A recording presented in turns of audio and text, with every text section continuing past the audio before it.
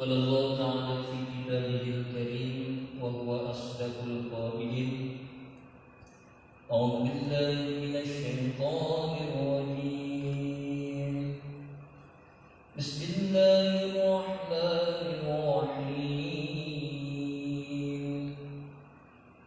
واذكروا نعمة الله عليكم وميثاقه الذي واثقكم به إذ قلتم سمعنا وأطعنا واتقوا الله إن الله عليم بذات الصدور يا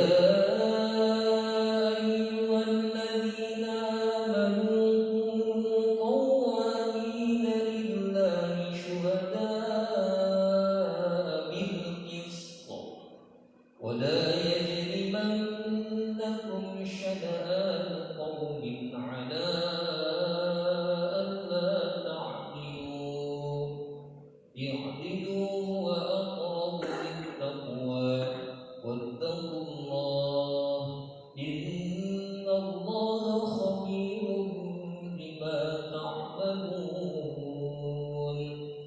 وعد الله الذين آمنوا وعملوا الصالحات لهم مغفرة وأجر عظيم صدق الله العظيم وقال النبي صلى الله عليه وسلم من خرج من بيته لطلب العلم فهو في سبيل الله حتى يموت. Rasulullah SAW bersabda, barang siapa yang keluar dari rumahnya menuju satu majelis untuk mendapatkan ilmu, maka dia dihitung sebagai orang-orang yang sedang berjihad di jalan Allah Subhanahu wa taala. Mudah-mudahan kita semua yang hadir di masjid yang kita cintai ini dihitung oleh Allah Subhanahu wa taala sebagai hamba-hamba yang sedang berjihad di jalan Allah Subhanahu wa taala. Wa qala an-nabiy sallallahu alaihi wasallam, Rasulullah sallallahu alaihi wasallam juga bersabda, badiru bil a'mal fitanan faqit'il lailil mudlim. Hendaknya kalian bersegera untuk melakukan satu amal kebaikan, amal yang saleh, sebelum datangnya satu fitnah, yang fitnah ini datangnya seperti potongan malam yang gelap. Yusbihu rajulu mu'minan wa yumsi kafiran. Ada seorang di waktu pagi dia dalam keadaan beriman, namun sore sudah menjadi kafir. Wa yumsi mu'minan wa yusbihu kafiran. Ada juga seorang yang dikala sore dia masih beriman, namun pagi sudah menjadi kafir. Kenapa demikian? Yu'ridu bi'abdin minad dunya. Yabi'u bi'abdin minad dunya, karena mereka menjual sedikit keuntungan dunia untuk agamanya. Jadi agamanya dijual untuk sedikit daripada keuntungan dunia. Ini kata Rasulullah SAW. Para jemaah sekalian Allah Subhanahu wa taala, di pagi hari ini ada dua ayat, satu ayat dan satu hadis yang akan kita bahas di kesempatan kajian kita kali ini. Mudah-mudahan walaupun singkat bermanfaat untuk kita semua, bahwa sudah menjadi takdir kita. Allah sudah takdirkan kita hidup di akhir zaman. Dan kita punya nabi akhir zaman, dan kita menjadi umat akhir zaman. Para ulama menjelaskan tentang usia dunia itu, ada yang menyatakan hanya sampai sekitar 70 tahun ke depan dalam beberapa riwayat. Dan menyatakan juga lebih dari itu tentunya. Namun semua itu tetaplah adalah rahasia Allah Subhanahu wa taala. Karena hanya Allah yang Maha tahu. Allah tidak menjelaskan secara jelas dalam Al-Qur'an, namun Rasulullah SAW menjelaskan tentang ciri-ciri datangnya kiamat. Sehingga para ulama menjelaskan karena sudah banyaknya ciri-ciri tersebut, kemudian mengambil beberapa rujukan sehingga menjelaskan umur dunia ini tidak lama lagi. Kalau dikatakan kiamat semakin dekat, ya tentu benar. Ya, karena tidak mungkin kiamat semakin menjauh. Ya, mudah-mudahan Allah kuatkan kita di kehidupan yang akhir ini, ya, kehidupan dunia yang akhir. Kata Rasulullah SAW, hendaknya kalian bersegera untuk melakukan amal soleh.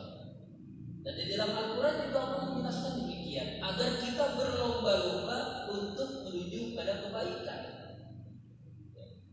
dan juga kepada ampunan dari Allah Subhanahu wa taala. Wasari'u ila maghfiratin min rabbikum wa jannatin 'arduha as-samawati wal ardu u'iddat lil muttaqin, kata Allah.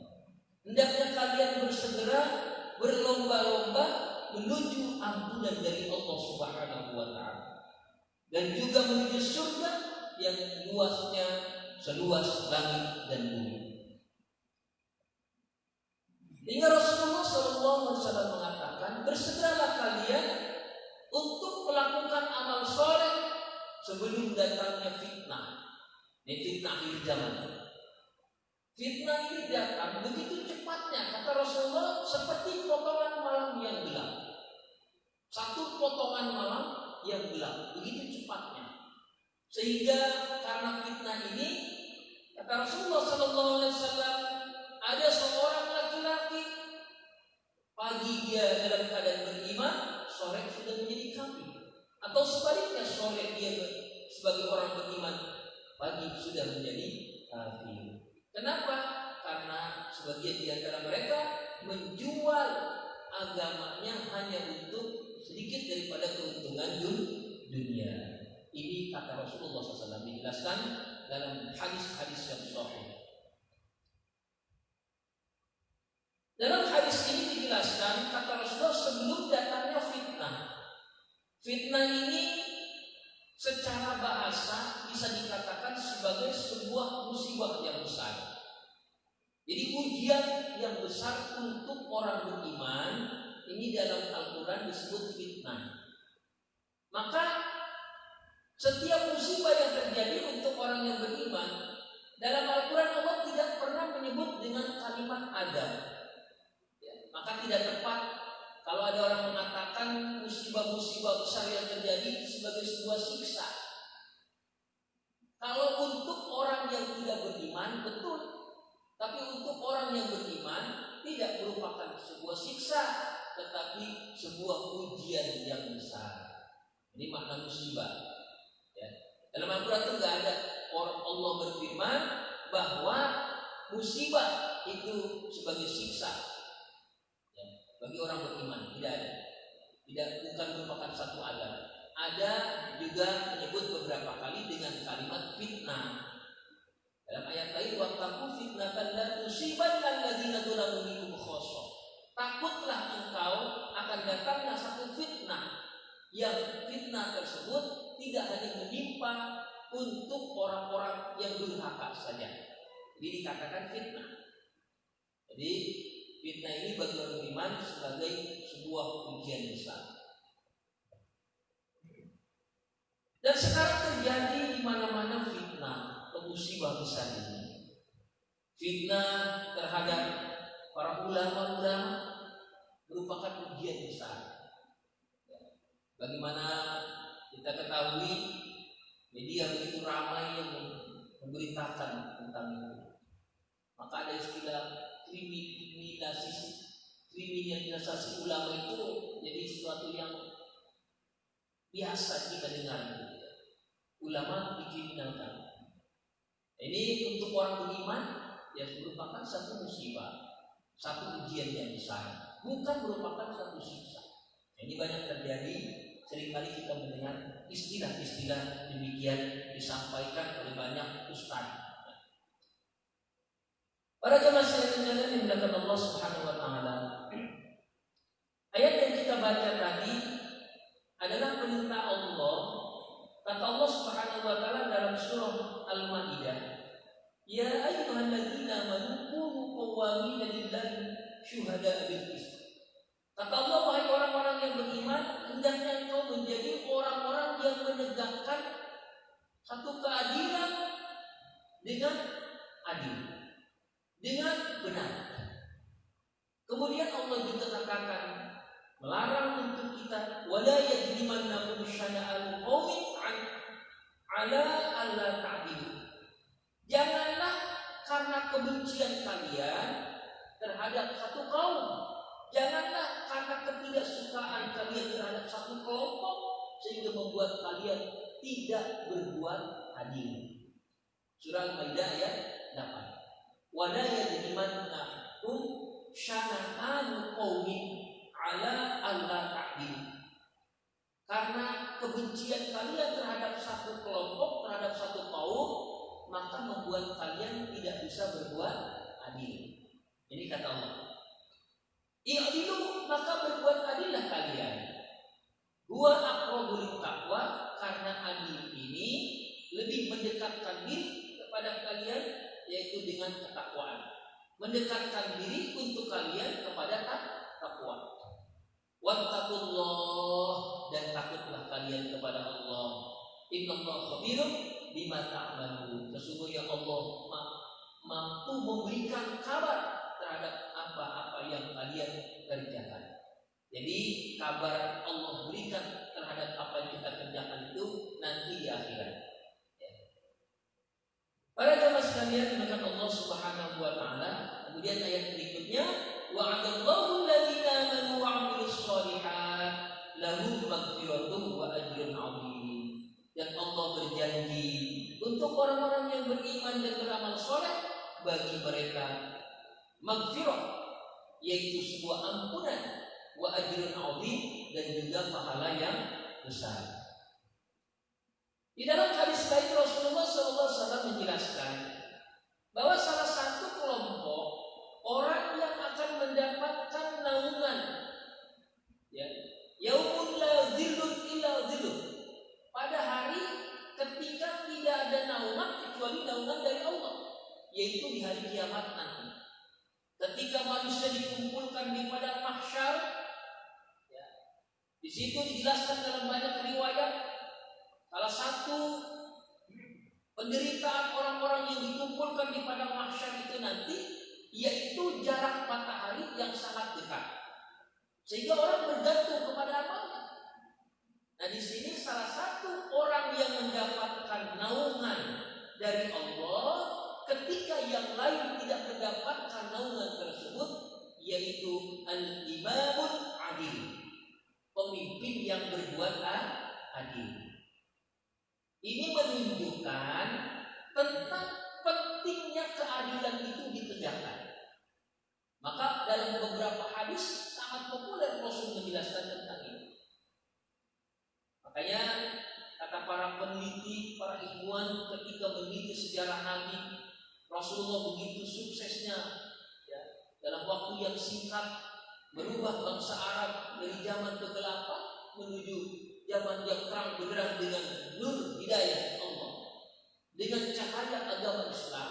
Itu diantaranya karena Rasulullah SAW seorang pemimpin yang sangat adil. Tidak pernah Rasulullah SAW tidak menegakkan keadilan. Ada sebuah kejadian, ini dijelaskan dalam hadis-hadis yang sahih. Kejadian ini sangat masyhur hadisnya cukup panjang, bahwa suatu ketika terjadi di kalangan orang Quraisy, ahamu syarif, terjadi di antara orang Quraisy seorang wanita al-Mahzumiyah, mar'atul Mahzumiyah, seorang wanita yang terhormat di kalangan bangsa Mahzum, suku Mahzum atau kabilah Mahzum. Makhzum ini satu kabilah di Quraisy yang cukup dikenal sebagai kabilah yang terhormat. Jadi kalau sukunya itu adalah suku Quraisy, bangsanya bangsa Arab, suku Quraisy di Mekah ini. Nanti dari suku ini ada kabilah-kabilah. Ya. Kalau di kita mungkin orang Sumatera itu ada suku Batak gitu ya. Nanti ada marga-marga gitu. Nah ini seperti di Arab seperti itu. Orang Quraisy ya, daripada keluarga Nabi Muhammad ya, suku terbaik di Mekah itu Quraisy ya, di Arab. Kenapa? Karena mereka adalah keturunan langsung daripada Nabi Ibrahim dan Nabi Ismail. Mereka orang-orang yang menguasai kota Mekah ya, secara khusus dan secara umum bangsa Arab saat itu. Nah, salah satu suku yang terhormat adalah suku Bani Makhzum, kabilah Makhzum. Satu ketika di zaman Rasulullah SAW terjadi ada seorang wanita, ya, al-mar'atul Makhzumiyah itu allatu sarqat, mencuri. Lanjutkan cukup panjang. Kemudian di antara mereka berbicara. Di antara orang-orang Makhzum, orang-orang Arab yang terhormat ini, mereka saling berbicara. Man yatakallamu ya Rasulullah sallallahu alaihi wasallam, faqalu wa man. Di antara mereka berbicara, ini perempuan adalah anak seorang kepala suku. Anak kepala suku ya, atau kepala kabilah daripada Bani Makhzum. Kabilah yang sangat terhormat. Sehingga mereka berpikir mungkin kalau hukum potong tangan itu tidak ditegakkan untuknya, karena wanita ini mencuri ya, dengan batasan mencuri yang sudah cukup untuk dia mendapatkan hukuman potong tangan ya. Karena dalam Islam itu, dalam hukum Islam ya, itu kalau ada seorang mencuri itu tangannya dipotong. Ukurannya kalau yang dicurinya sekira-kira berat 90 gram emas, gitu ya. Seharga itu. Kalau belum seharga itu belum ditegakkan. Paling nanti dihukum cambuk atau didera tuh dihukum cambuk atau hukuman yang menjerakkan, misalnya dikurung atau ditahan. Kalau sekarang di penjara. Pada zaman Nabi tidak ada di penjara. Ya, hukum yang membuat jerah orang itu tidak di penjara. Paling kalau ada tawanan perang, itu berbeda. Itu jelas tawanan. Nah, sehingga orang-orang waktu itu sudah Islam, ya, dan di zaman Rasulullah SAW ingin melobi kepada Rasulullah SAW. Kenapa? Karena wanita itu wanita terhormat dan anak kepala suku, ya, anak orang kaya. Jadi zaman dulu juga lobi-lobi seperti zaman sekarang terjadi, lobi-lobi ya, itu biasa. Sudah ada di zaman Nabi pun itu hampir seperti itu. Jadi ada seorang wanita Quraisy yang terhormat, seorang dari suku Makhzum, namanya Fatimah. Fatimah al-Makhzumiyah. Fatimah orang Makhzum. Mereka berusaha melobi, namun satu pun di antara mereka tidak ada yang berani menghadap Rasulullah karena takut, karena tahu seperti apa Rasulullah ketika menegakkan keadilan.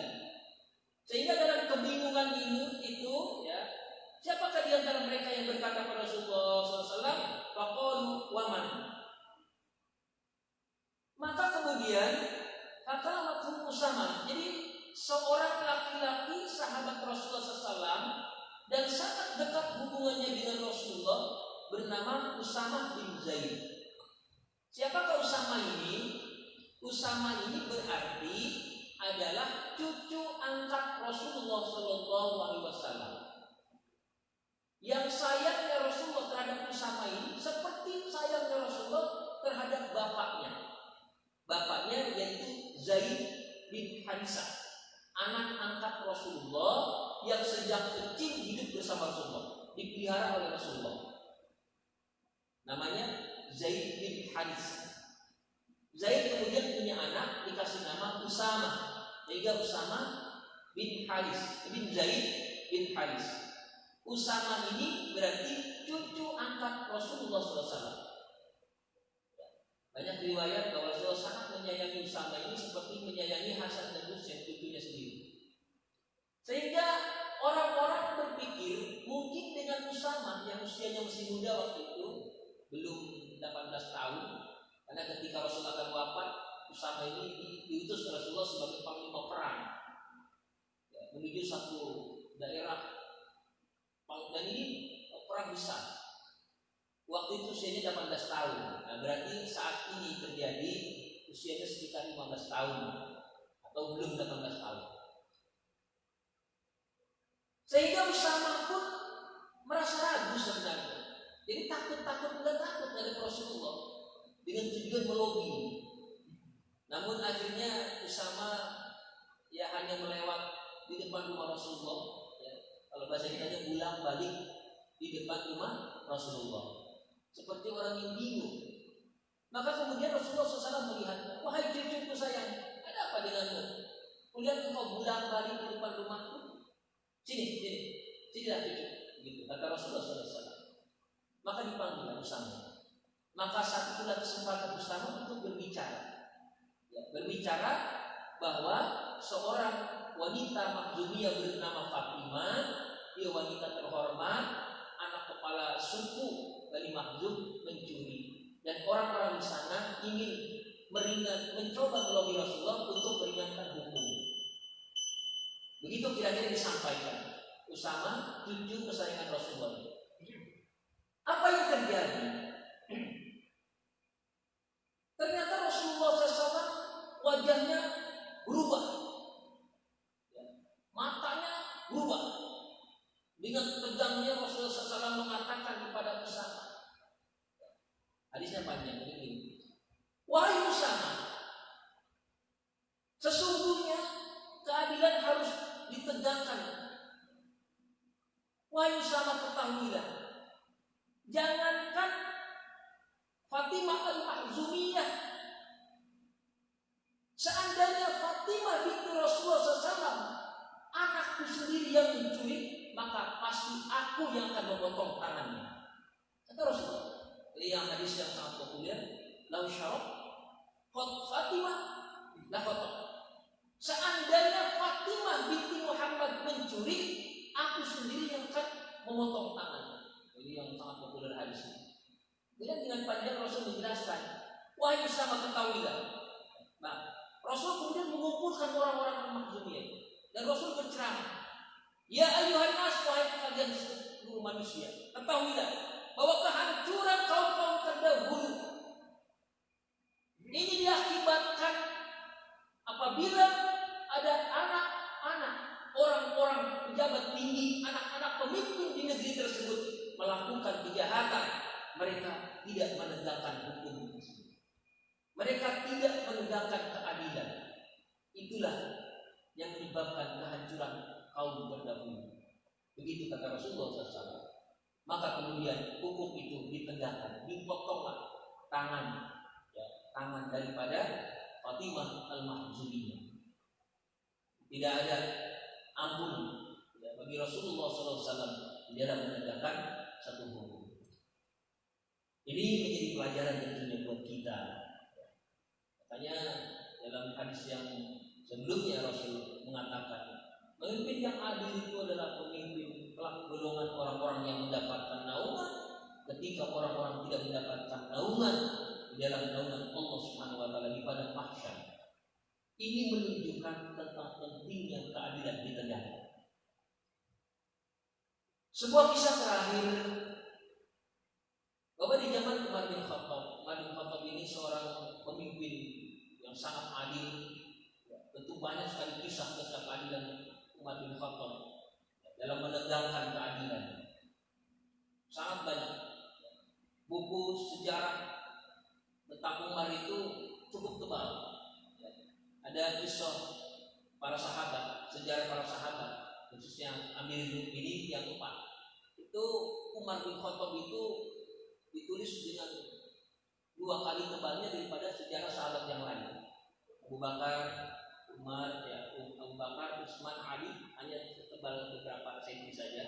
Umar bin Khattab itu bisa hampir 1 jengkal tebal. Jadi memang banyak kisah kejadian yang menjadikan pelajaran sehingga para sejarah menulis itu dalam sejarah para sahabat. Umar bin Khattab, seorang pemimpin yang sangat adil, sangat berani, hidup dalam warok. Ya. Umar bin Khattab mengatakan hanya 1 Umar yang berhak untuk menjadi pemimpin ketika orang-orang lain mengusung putranya bernama Abdullah bin Umar untuk menggantikan Umar bin Khattab menjadi khalifah. Di antaranya yang sangat populer beliau sampaikan. Satu ketika Umar bin Khattab ini pergi, ya, biasa beliau pergi menyamar gitu kalau bahasa kitanya, kalau orang sekarang membelusukan gitu, dengan penampilan yang orang lain tidak mengenalnya bahwa itu adalah seorang Amirul Mukminin, seorang khalifah, ya, seorang presiden lah bahasa kita. Tapi itu Umar jadi seorang Amirul Mukminin, khalifah. Pergilah ya, jauh dari kampungnya, dari kota Mekah pergi jauh. Kemudian dilihatnya ada seorang pengembala kambing. Ya, biasa di dataran Arab itu orang mengembala, profesi orang saat itu ya kalau tidak beternak, berdagang gitu, atau bekerja kepada orang dengan pekerjaan yang utama, berkebun, beternak, atau berdagang. Dilihatnya ada seorang pengembala kambing dengan jumlah kambing yang sangat banyak, sehingga hal ini membuat Umar bin Khattab tertarik, ingin ngobrol, berbicara dengan pengembala. Mungkin itu pemiliknya, ternyata tidak. Setelah berkenalan, ya, tentu Umar tidak mengenalkan dirinya sebagai khalifah, dan dia tidak mengenal bahwa itu adalah khalifah atau Amirul Mukminin Umar bin Khattab. Kemudian bertanyalah Umar bin Khattab, wahai engkau anak muda, apakah ini kambing-kambingmu? Kata anak muda ini, pengembala ini bukan kambing-kambing milik saya, tapi saya hanya seorang pengembala yang bekerja. Saya dibayar oleh pemilik kambing, oleh tuan saya. Karena jumlahnya yang sangat banyak, maka Umar bertanya, kamu tahu berapa jumlah daripada kambing-kambing yang kau ternakan ini? Kemudian anak muda ini menjawab, saya tidak mengetahui jumlahnya. Saya tidak mengetahui jumlahnya. Dan Umar bertanya kembali, kalau begitu pemiliknya atau majikanmu ini tahu berapa jumlah kambing ini? Kata dia, kalau saya aja yang setiap hari mengembalakannya tidak mengetahui jumlahnya, apalagi yang majikan saya yang punya. Saya tidak tahu karena banyaknya. Kemudian kata Umar bin Khattab ya, ingin menguji seberapa imanan atau kejujuran anak muda itu. Maka Umar bin Khattab berkata, wahai anak muda, kalau begitu aku beli 1 ekor kambing ini, ya, aku beli dia, tapi kamu gak usah bilang-bilang sama majikanmu, kan gak ada yang tahu. Majikanmu gak tahu, ya jumlahnya tidak pernah tahu. Udah, saya beli aja, kamu dapat duit, saya dapat kambing. Mungkin harganya miring begitu ya. Jadi kita sama-sama untung kan Umar. Kamu dapat duit, saya dapat kambing. Karena majikan sendiri tidak tahu berapa jumlah. Maka kemudian anak muda ini mengatakan, wahai Tuhan, betul, saya tidak mengetahui jumlah kambing. Dan majikan saya juga tidak mengetahui jumlah kambing. Tetapi Allah yang Maha Tahu. Allah pasti melihat. Begitu. Jadi Allah pasti melihat. Kalau saya berbuat nakal, berbuat jahat, Allah yang Maha Tahu pasti akan melihat. Mendengar penjelasan anak muda ini, Umar bin Khattab sangat kagum. dengan kejujuran dan amanah, sehingga dalam beberapa kisah kemudian anak muda ini akhirnya Umar bin Khattab datang kepada tuannya, rupanya tuannya kenal bahwa itu adalah Umar bin Khattab, dan Umar bin Khattab meminta kepada tuannya ini agar menjual anak muda ini, ya, membebaskannya karena sebagai seorang budak, zaman dulu itu perbudakan, meminta karena kejujurannya, karena amanah. Dan di situ banyak para ulama menjelaskan, mengambil ibrah bahwa di zaman dulu seorang pengembala, kalau di kita pengembala kalau daerah-daerah itu masih ada. Nah, karena pengembala kambing, pengembala kerbau itu kalau di kampung-kampung kita mungkin ya anak-anak yang ya sekolahnya mungkin cuma lulus SD gitu, sekolahnya pendidikannya rendah, sehingga cuma mengembala kambing gitu atau mengembala kerbau. Anak yang lulus SD ternyata memiliki keimanan, kejujuran, dan hari ini orang berpendidikan tinggi karena nilai keimanannya yang rendah sehingga tidak mampu berbuat adil. Zaman dulu anak lulus SD aja bisa amanah kalau diserahkan amanah. Zaman sekarang orang pendidikan tinggi-tinggi, saya ingat bahwa ada perkumpulan para rektor-rektor, forum rektor Indonesia yang ada mereka kemudian mengambil kesimpulan bahwa pendidikan Indonesia ini gagal dalam membentuk manusia yang berkarakter, mampu membuat anak-anak yang cerdas, anak-anak yang pintar, tapi banyak yang tidak berkarakter. Itu pelaku-pelaku korupsi, koruptor-koruptor itu ya, orang-orang yang berpendidikan baik, lulusan terbaik, alumni kampus-kampus terbaik. Tidak hanya di Indonesia, bahkan di luar negeri begitu. Tapi ternyata mereka tidak memiliki karakter. Ini adalah pentingnya pendidikan karakter dan pendidikan agama, pendidikan akhlak untuk anak-anak kita. Para jemaah sekalian Allah Subhanahu wa taala, ya, ini penting sekali kita memiliki pemimpin yang adil. Kita juga kata Rasulullah, kullukum ra'in wa kullukum mas'ulun 'an ra'iyatihi, bahwa setiap kalian itu juga adalah pemimpin. Kalian memimpin diri kalian. Yang seorang laki-laki dia menjadi pemimpin dalam keluarga. Dia menjadi pemimpin istrinya, anaknya, cucunya, dan kalian akan diminta pertanggungjawaban akan apa yang kalian pimpin. Begitu. Wa kullukum mas'ulun 'an ra'iyatihi. Termasuk diri kita sendiri terhadap diri kita. Ya, bahwa engkau adalah memimpin dirimu, hatimu itu menjadi pemimpin terhadap dirimu sendiri. Kalau hatimu baik, ya, kamu hati baik, maka anggota tubuh yang lain bisa berbuat baik. Karena hati itulah yang memimpin. Semua akan ada dalam tanggung jawab di hadapan Allah Subhanahu wa taala. Para jemaah sekalian Allah Subhanahu wa taala, di zaman fitnah di mana-mana terjadi sebuah musibah yang menimpa umat Islam, yang menimpa bangsa kita secara umum tentunya. Mudah-mudahan di dalam kehidupan yang singkat ini Allah berikan usia bonus untuk kita, ya.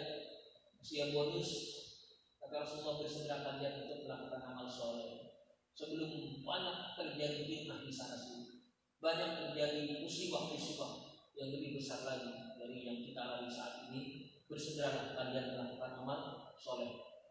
Jangan sampai seperti yang disabdakan Rasulullah, ada orang pagi beriman, sore dia jadi kafir. Kenapa? Karena berani menjual agamanya hanya untuk kepentingan dunia, sedikit daripada keuntungan dunia. Karena susahnya di zaman fitnah tersebut, orang dengan mudah menjual agamanya. Ini tanda-tanda akhir zaman.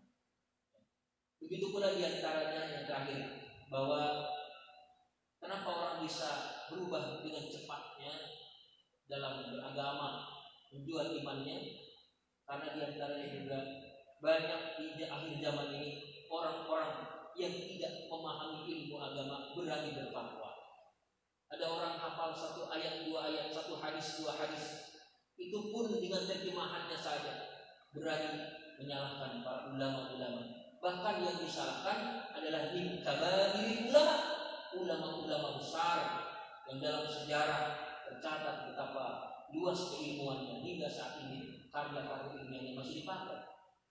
Betapa tidak Imam Syafi'i, Imam Malik, Imam Hanafi, Imam Hambali, mereka hafal ratusan ribu hadis. Bahkan Imam Hambali yang paling muda itu murid daripada Imam Syafi'i hafal 1.000.000 hadis, mengalahkan hafalan Imam Bukhari dan Imam Muslim. Imam Ahmad bin Hanbal disebut Abdul Ulama pada masanya, ialah imam yang paling agung. Hari ini banyak di antara kita berani mengkritik para ulama-ulama, berani menyalahkan para ulama-ulama. Ulama sekelas Imam Ghazali yang disebut Hujjatul Islam, namanya tenar tidak hanya di kalangan umat Islam, sampai ke Eropa. Imam Ibn Rushdi, orang Eropa menyebutnya Virus. Imam Ibn Sina menyebutnya Avicenna. Ghazali Al-Ghazali, itu orang Eropa mengakui keluasan ilmunya ulama-ulama kita terdahulu di zaman keemasan Islam. Hari ini banyak orang-orang yang berani menjelek-jelekan ulama. Bahkan ulama ahli sunnah wal jamaah, yaitu Imam Asy'ari, berani disesatkan oleh anak-anak muda sekarang. Naudzubillah dari inilah yang disebut dengan banyak fitnah. Kalau ulama-ulamanya saja sudah difitnah di sana sini, ya, bahkan min kabair ulama besar, tanda-tanda memang kiamat sudah semakin dekat, yang disebut dengan akhir zaman. Mudah-mudahan Allah Subhanahu wa taala menjauhkan kita. Ikutilah ulama-ulama yang betul-betul, sehingga akidah kita terjaga. Karena rusaknya iman seseorang itu bergantung kepada akidahnya. Urusan orang iman rusak itu bagaimana akidahnya. Pagi akidahnya masih benar, tiba-tiba datang orang-orang yang sok pinter dalam ilmu agama, dia memberikan fatwa. Kemudian orang-orang yang awam mengikuti fatwanya. Yang tadinya akidahnya lurus, berakidah sunnah wal jamaah, dia ikut pendapat orang yang memberikan fatwa ini, sehingga berubahlah akidahnya. Sehingga inilah yang dikatakan Rasul, pagi beriman, sore sudah rusak imannya, dia menjadi kafir. Karena soal iman dan kafir itu adalah soal akidah. Mudah-mudahan Allah SWT selamatkan kita. Ikutlah para ulama-ulama. Betul kita kembali kepada Al-Quran dan hadis, kepada sunnah Nabi, betul, ya betul maksudnya. Tapi lebih tepat lagi kita kembali kepada para ulama. Kenapa demikian? Karena hanya ulama lah yang mampu menjelaskan isi kandungan Al-Quran dan hadis. Siapalah kita mau kembali kepada Al-Quran dan hadis, kepada sunnah Nabi. Kita bukan ustaz, bukan kiai, bukan ulama. Tidak mudah untuk menggali Al-Quran dan hadis Nabi sebagai rujukan kita untuk melakukan amal-amal soleh. Tidak mudah. Maka yang praktis saja, apa yang sudah ditulis ulama, sudah dirumuskan ulama, kita ikuti. Mudah-mudahan Allah selamatkan kita semua. Akidah kita terbebas daripada akidah-akidah kelompok-kelompok yang menyimpang daripada akidah Ahlussunnah wal Jamaah. Amin ya rabbal alamin. Demikian, ada yang ingin ditanyakan, dipersilakan.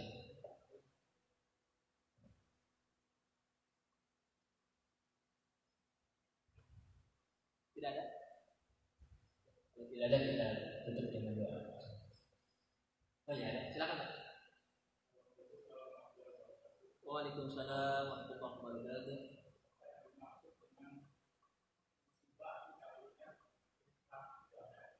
Musibah. Oh ya, nikmat ibadah. Terus bagi musibah ya. Ya, baik. Dicabutnya nikmat ibadah itu sebagai musibah. Apa yang dimaksud? Jadi yang dimaksud itu adalah bahwa seseorang itu dalam beribadah mestinya memang penuh dengan kenikmatan, ya, penuh dengan kemudahan, kenikmatan, gampang ya, untuk beribadah itu. Ketika mau ibadah susah, berarti dicabut nikmat ibadah. Misalnya dulu badannya sehat, untuk ibadah gampang. Tiba-tiba badannya sakit, ibadah jadi susah.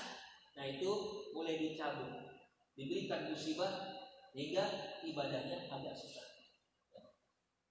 Apakah demikian kemudian musibah ini sebagai satu siksa? Ya tidak. Kalau kita dicabut nikmatnya ibadah, itu bisa jadi satu ujian. Maka kita harus kembali.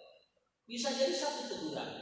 Ya, teguran untuk orang beriman, orang iman biasa ibadah, tiba-tiba ibadah gak nikmat. Ya bisa jadi itu teguran dari Allah agar dia kembali kepada jalan yang benar, agar ibadahnya kembali menjadi nikmat. Ya. Jadi ini teguran lebih tepatnya.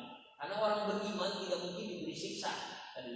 Ya, orang beriman di Al-Quran tadi saya sampaikan tidak ada kalimat adab untuk orang beriman.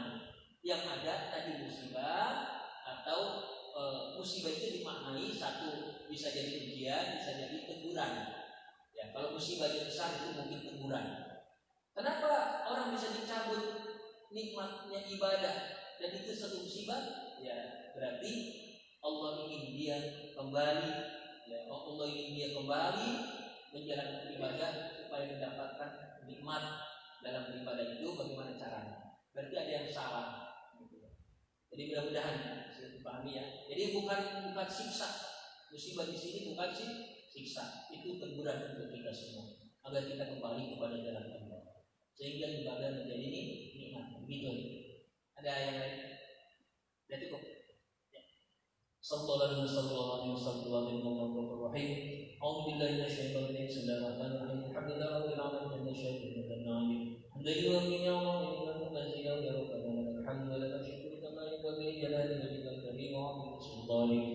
Allahumma salli ala sayyidina Muhammad fil awwalin wal akhirin wa sallim wa radiyallahu ta'ala an sahabati Rasulillah ajma'in.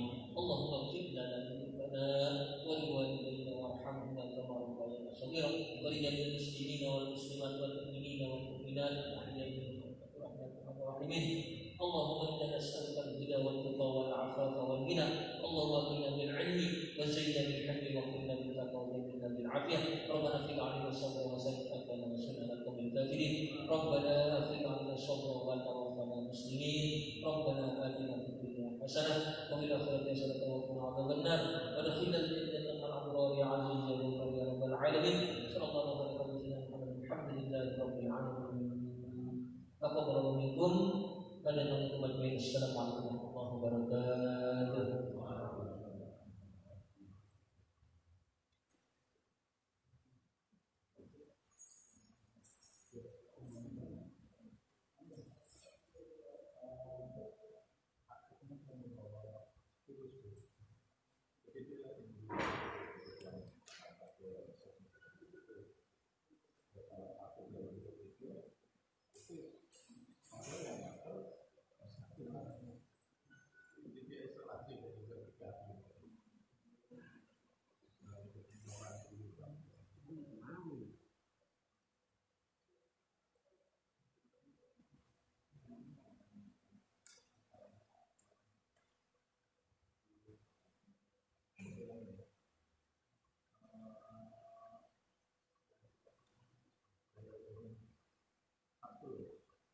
Satu,